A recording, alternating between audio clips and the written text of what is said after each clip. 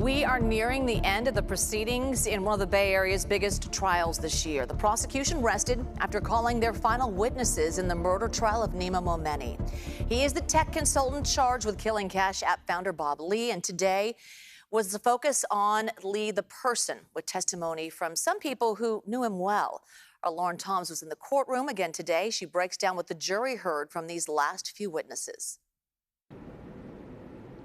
Prosecutors today, with their last effort to dismantle the defense's narrative in this trial, they argued that there's no chance Lee, described as a teddy bear by longtime friends of his, could have been the aggressor in a fatal altercation with Nima Momeni.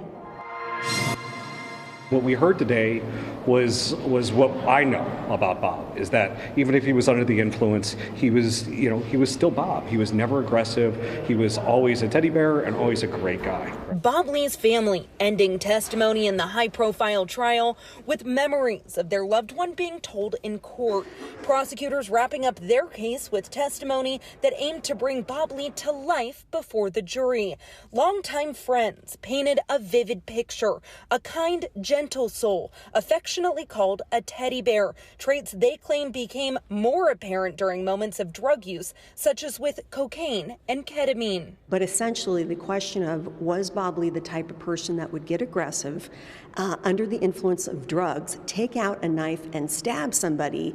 The answer to that question today with these witnesses was absolutely not. As the courtroom quieted for the prosecution's final witnesses, they left the jury with a powerful image of Bob Lee, a man known for his kindness and deep love for his family.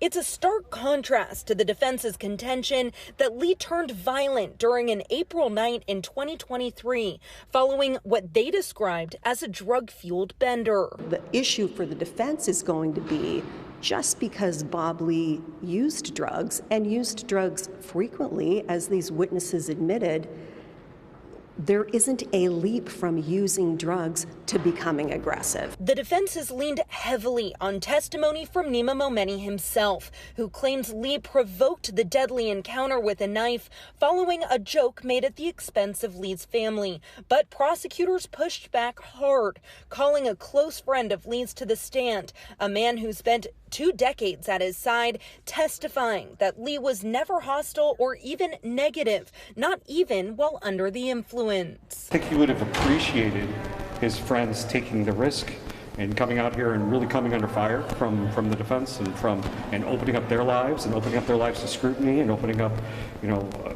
all of this to speak on his behalf. I think he'd be very proud of it.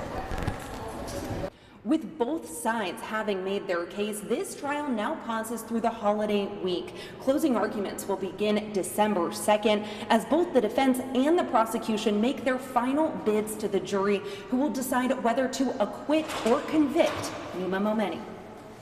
Lauren Toms, and Lauren will be back inside the courtroom when the trial resumes the week after Thanksgiving. You can find the very latest on the case on our website, kpix.com.